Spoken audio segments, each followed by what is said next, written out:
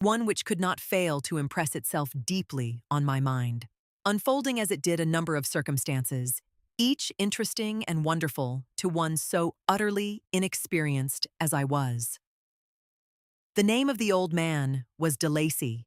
He was descended from a good family in France, where he had lived for many years in affluence, respected by his superiors and beloved by his equals. His son was bred in the service of his country, and Agatha had ranked with ladies of the highest distinction.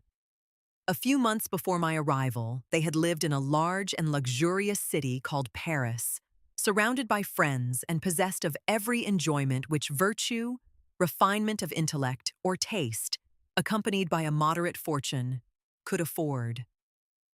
The father of Safi had been the cause of their ruin. He was a Turkish merchant and had inhabited Paris for many years, when, for some reason which I could not learn, he became obnoxious to the government. He was seized and cast into prison the very day that Safi arrived from Constantinople to join him. He was tried and condemned to death. The injustice of his sentence was very flagrant. All Paris was indignant, and it was judged that his religion and wealth, rather than the crime alleged against him, had been the cause of his condemnation. Felix had accidentally been present at the trial.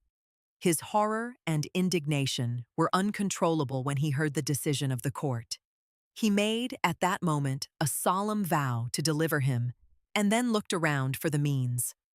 After many fruitless attempts to gain admittance to the prison, he found a strongly grated window in an unguarded part of the building which lighted the dungeon of the unfortunate Muhammadan who, loaded with chains, waited in despair the execution of the barbarous sentence. Felix visited the grate at night and made known to the prisoner his intentions in his favor. The Turk, amazed and delighted, endeavored to kindle the zeal of his deliverer by promises of reward and wealth. Felix rejected his offers with contempt, yet when he saw the lovely Safi, who was allowed to visit her father and who by her gestures expressed her lively gratitude, the youth could not help owning to his own mind that the captive possessed a treasure which would fully reward his toil and hazard. The Turk quickly perceived the impression that his daughter had made on the heart of Felix, and endeavored to secure him more entirely in his interests by the promise of her hand in marriage so soon as he should be conveyed to a place of safety. Felix was too delicate to accept this offer, yet he looked forward to the probability of the event as to the consummation of his happiness. During the ensuing days, while the preparations were going forward for the escape of the merchant, the zeal of Felix was warmed by several letters that he received from this lovely girl, who found means to express her thoughts in the language of her lover by the aid of an old man, a servant of her father who understood French. She thanked him in the most ardent terms for his intended services towards her parent, and at the same time she gently deplored her own fate. I have copies of these letters, for I found means, during my residence in the hovel, to procure the implements of writing, and the letters were often in the hands of Felix or Agatha. Before I depart, I will give them to you. They will prove the truth of my tale, but at present, as the sun is already far declined, I shall only have time to repeat the substance of them to you. Safi related that her mother was a Christian Arab, seized and made a slave by the Turks. Recommended by her beauty, she had won the heart of the father of Safi, who married her. The young girl spoke in high and enthusiastic terms of her mother, who, born in freedom, spurned the bondage to which she was now reduced. She instructed her daughter in the tenets of her religion and taught her to aspire to higher powers of intellect and an independence of spirit forbidden to the female followers of Muhammad.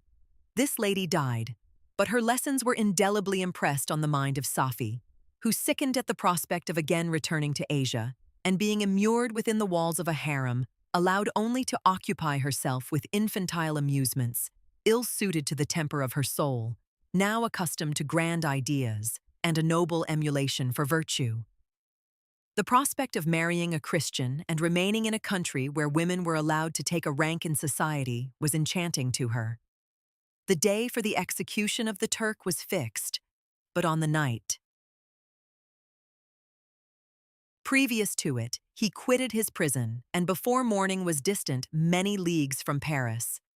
Felix had procured passports in the name of his father, sister, and himself. He had previously communicated his plan to the former, who aided the deceit by quitting his house under the pretense of a journey and concealed himself with his daughter in an obscure part of Paris. Felix conducted the fugitives through France to Lyons and across Mont-Cenis to Leghorn, where the merchant had decided to wait a favorable opportunity of passing into some part of the Turkish dominions.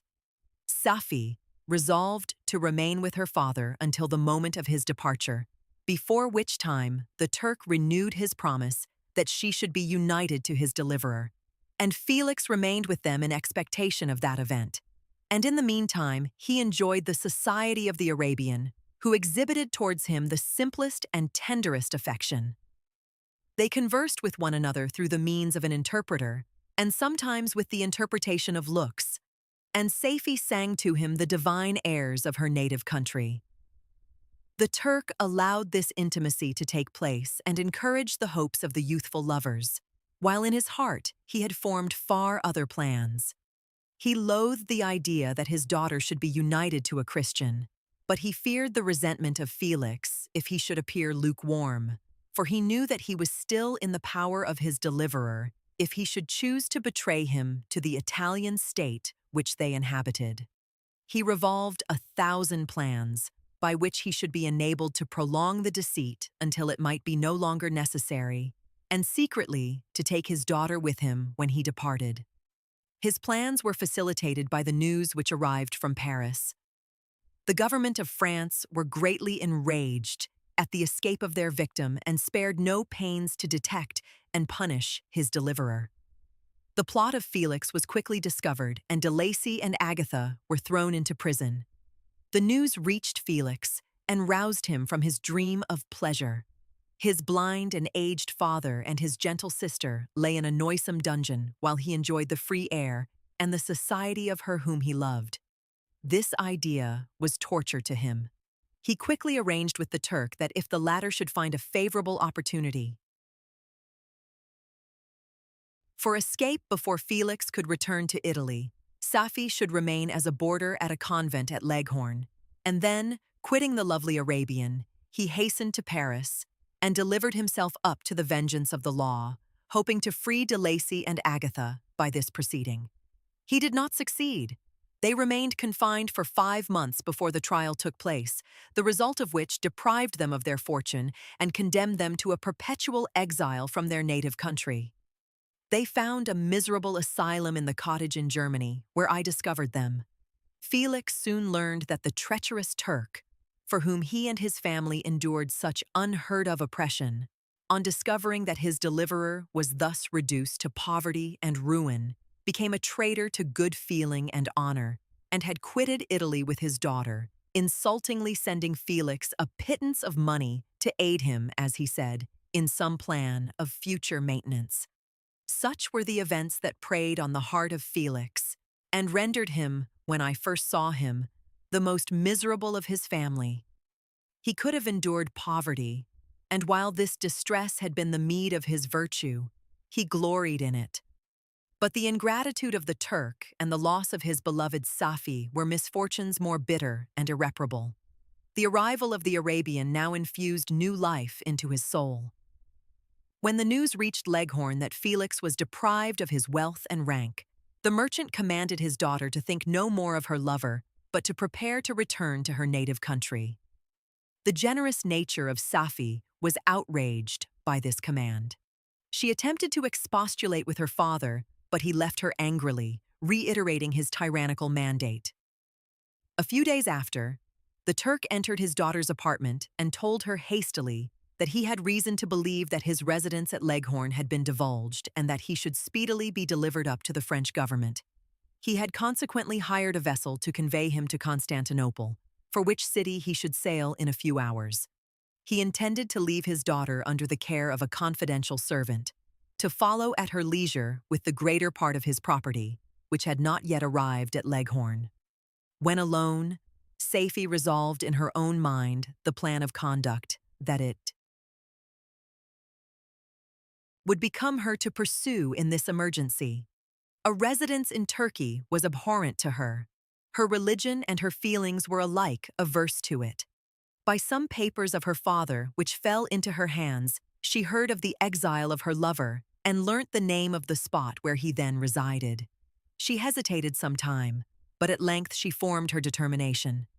Taking with her some jewels that belonged to her and a sum of money, she quitted Italy with an attendant, a native of Leghorn, but who understood the common language of Turkey, and departed for Germany.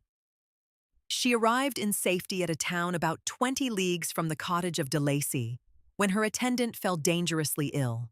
Safi nursed her with the most devoted affection, but the poor girl died, and the Arabian was left alone, unacquainted with the language of the country and utterly ignorant of the customs of the world. She fell, however, into good hands.